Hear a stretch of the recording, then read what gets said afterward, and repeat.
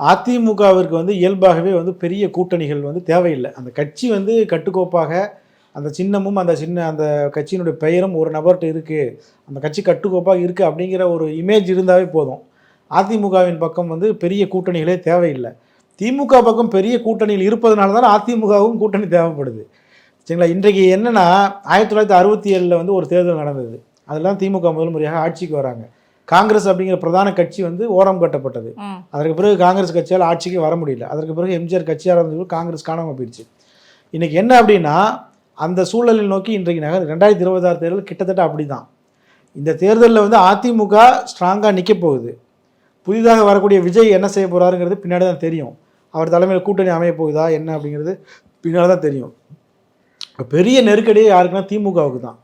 இன்றைக்கு திமுக கூட்டணியில் கூடிய காங்கிரஸ் வந்து இன்றைக்கி வந்து சத்தத்தை உயர்த்த ஆரம்பிச்சிட்டாங்க. இன்றைக்கி கேஎஸ் அழகிரி சொல்கிறாரு, நாங்கள் வந்து சும்மாவே இப்படியே வந்து காலத்தை நகர்த்த முடியாது, எங்களுக்கும் ஆட்சி அதிகாரத்தில் பங்கு வேணும்னு கேட்க ஆரம்பிச்சிட்டாரு. இதே தான் வந்து விடுதலை சிறுத்தைகளும் தொடர்ந்து சொல்லிட்டு வராங்க. அதை சொன்னதுனால ஆதவ அர்ஜுனா கட்சி விட்டு நீக்கினாங்கன்னு வைங்களேன். ஆனால் இப்போ அவங்களே தொடர்ந்து அதை சொல்லிட்டு தான் வராங்க.